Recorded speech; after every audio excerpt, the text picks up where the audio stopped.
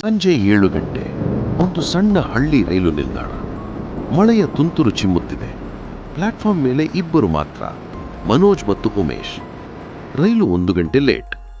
ಉಮೇಶ್, ಇಲ್ಲಿ ತುಂಬಾ ಶಾಂತ ಅನಿಸುತ್ತಿಲ್ಲವೇ? ಹಳ್ಳಿ ಸ್ಟೇಷನ್ ಇದುಟಾ? ನೈಟ್ ಆದ್ಮೇಲೆ ಹೀಗೆ ಇರುತ್ತೆ. ಮಳೆ ಜೋರಾನುತ್ತದೆ. ವಿದ್ಯುತ್ ಹೋಗುತ್ತದೆ. ಒಂದು ಕೆಂಪು ಸಿಗ್ನಲ್ ಲೈಟ್ ಮಾತ್ರ ಬೆಳಗುತ್ತಿದೆ. ಅಷ್ಟರಲ್ಲಿ 2ನೇ ಪ್ಲಾಟ್ಫಾರ್ಮ್ ಮೇಲೆ ಒಬ್ಬ ವ್ಯಕ್ತಿ ಕಾಣಿಸುತ್ತಾನೆ. ಸುಮಾರು 30 ವರ್ಷದ ಹಳ್ಳಿ ವ್ಯಕ್ತಿ. ಸರಳ ಶರ್ಟು, ಲುಂಗಿ.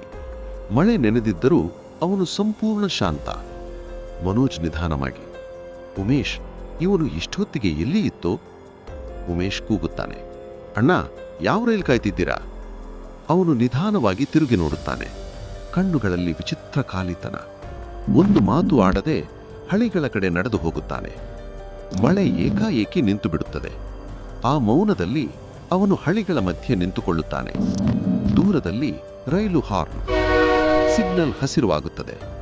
ಅಣ್ಣ, ಬದಿಗೆ ಬನ್ನಿ, ಮನೋಜ್ ಜೋರಾಗಿ ಕೂಗುತ್ತಾನೆ. ಆದರೆ ಅವನು ಚಲಿಸುವುದೇ ಇಲ್ಲ.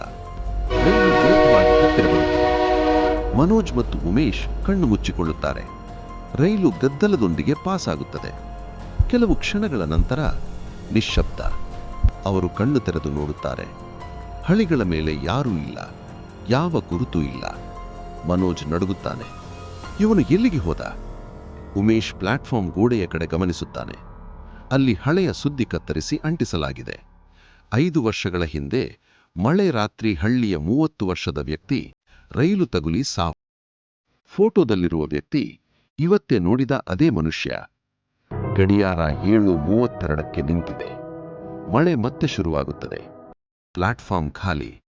ಹಳ್ಳಿ ಜನರು ಹೇಳುತ್ತಾರೆ, ಮಳೆ ಬಂದು ಏಕಾಏಕಿ ನಿಂತು ಮತ್ತೆ ಶುರುವಾದ ರಾತ್ರಿ ಆ 30 ವರ್ಷದ ಪ್ಯಾಸೆಂಜರ್ ಇನ್ನೂ ತನ್ನ ಕೊನೆಯ ರೈಲು ಕಾಯ್ತಿದ್ದಾನೆ.